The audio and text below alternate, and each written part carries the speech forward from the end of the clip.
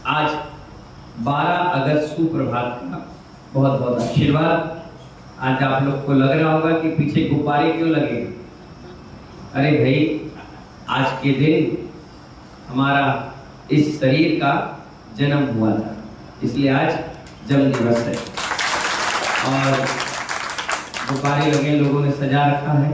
दोपहर के कार्यक्रम होगा और कितने सारे भक्त बाहर से आए हैं, लोकल से आए हुए हैं जो आज आरती कर रहे हैं, पांच प्रचलन कर रहे हैं, सिरफल भेंट कर रहे हैं, गिफ्ट भी दे रहे हैं। अब मुनि महाराज को गिफ्ट क्या होगी, हालांकि उन्हें अपनी व्यवहारिक जीवन से आशीर्वाद देने का गिफ्ट दिया है। मेरा भी सबके लिए बहुत अच्छा आशीर्वाद, धनवृद्धि रस्तु, समाधि रस्तु, कल्याण रस्तु, है ना। चलिए, आज अपन सभी लोगों ने कल छठम काल के बारे में समझा था। ये छठम काल कैसा था, क्या होगा, उसमें क्या अवस्थाएं होंगी, जिससे मन के विकल्प, मन की भ्रांतियां हमारी दूर हो जाएगी कि हाँ, कि इसमें शास्त्रों में तो पहले ही लिख करके वीरेंद्र जी आ चुका है कि ये नाना प्रकार की घटनाएं घटेगी। अब 49 दिन तक तो कुवृष्टि हो गई। कौन सी वृष्टि हो गई? हाँ, अब जो है सुवृष्टि होगी, यानी कल के लिए कुवृष्टि के अशुभ के बारे में सोचा था, अब शुभ के बारे में बता रहे हैं। अब मतलब कहने का ये है कि पहले हवा चली, धूल हुई, अंधकार हुआ, पत्थर गिरे, ओले गिरे, पानी गिरे, अग्नि गिरी, विष गिरा। अब ये धरती बराबर यानी सीधे लेवल में आ गई। कौन से लेवल में? कैसी जैसा जैसे स्टेडियम होता है, ना बिल्डिंग थी, ना मकान था, ना पहाड़ था, ना गड्ढा था, ना नदी थी, ना तालाब थी। 1 योजन तक, कितने? 1 योजन यानी लगभग 10-15-20 किलोमीटर एरिया तक बिल्कुल धराशायी, कुछ भी नहीं बचा। इतना वहां पर पावरफुल वो कुवृष्टियां हुई। लेकिन 49 दिन ये होने के बाद, 49 दिन हो गए, 72 जोड़े विद्याधर और देवों ने जाकर के छुपा दिए कि इससे सृष्टि की रचना हम फिर से करें। अब 49 दिन सालेट निकल गया पूरा।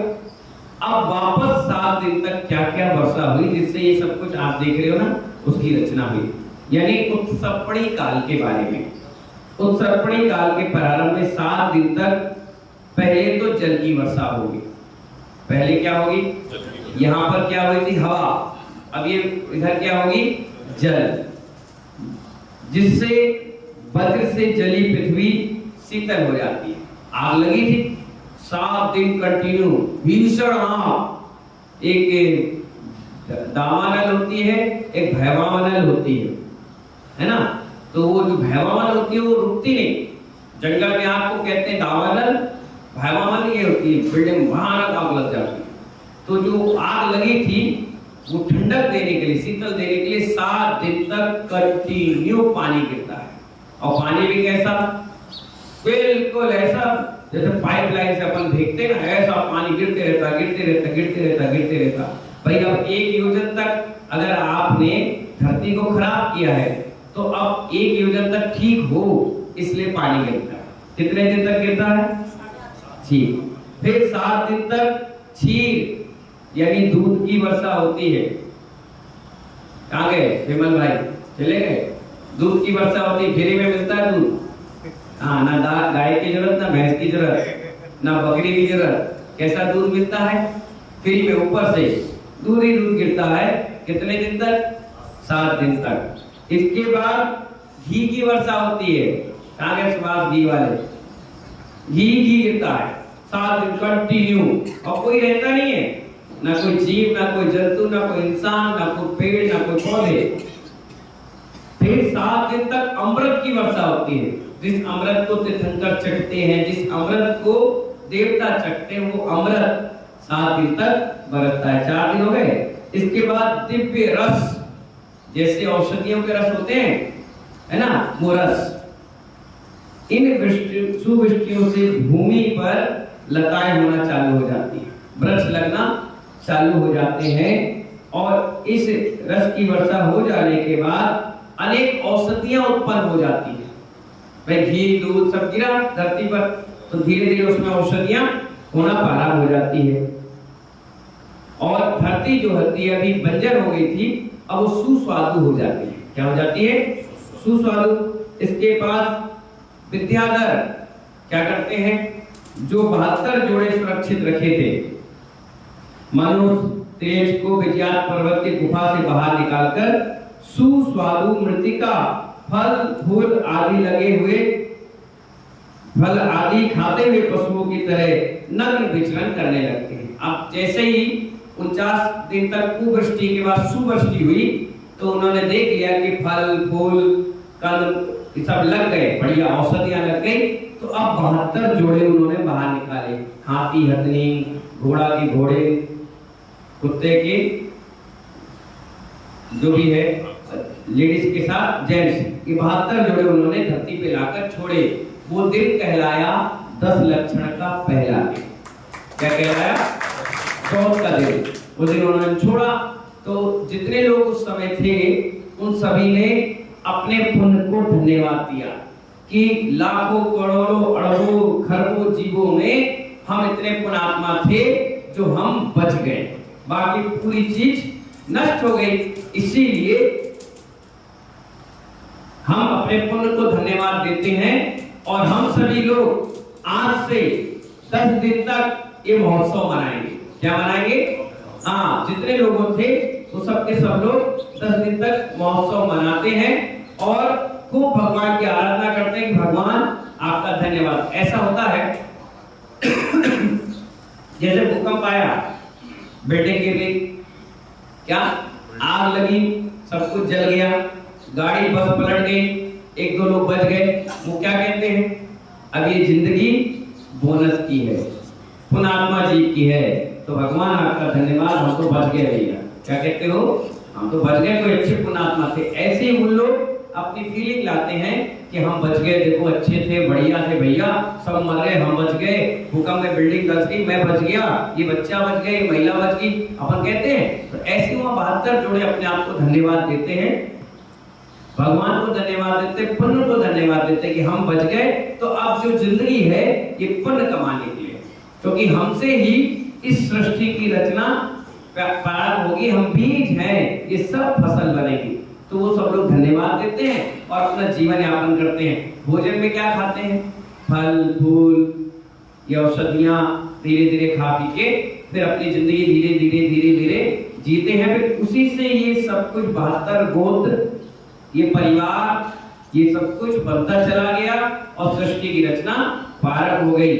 आदमी का शरीर 1 हाथ का, कितने हाथ का?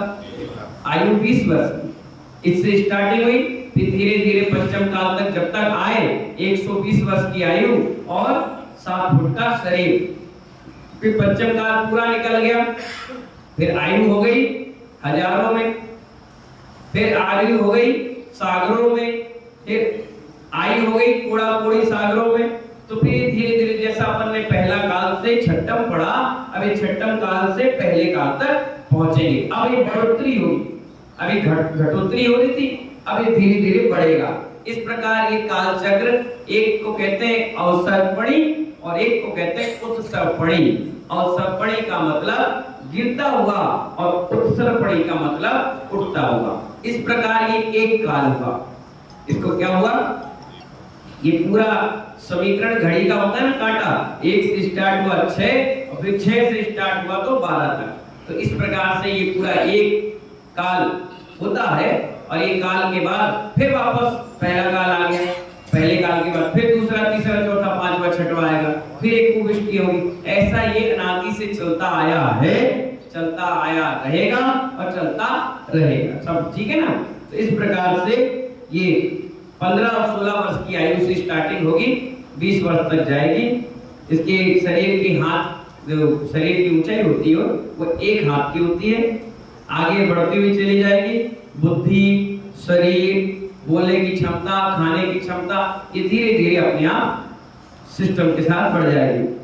21,000 वर्ष का ये आयु रहती है। कितने हजार वर्ष की? 21,000। इसके बाद फिर 21,000 का कौन सा काल आएगा?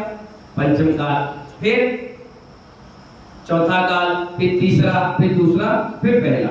इस प्रकार ये सारा कार्यक्रम क्या होगा, चलता रहेगा। अब इसमें भी कुलकर जन्म लेते हैं, पर कब लेते हैं, जब पंचम काल का अंत 1000 साल बचेगा। 20,000 पूरा निकल जाएगा और बचे कितने फिर 1000। फिर 14 कुलकर होते हैं उस समय। कितने? वो कुलकर आपको जीवन जीने की सलाह देंगे, व्यवस्था बताएंगे, समझाएंगे और उनके उपदेश से हम जीवन जी लेंगे। जैसे आज के समय में कुलकर कौन है? विक्रम। कौन है कुलकर?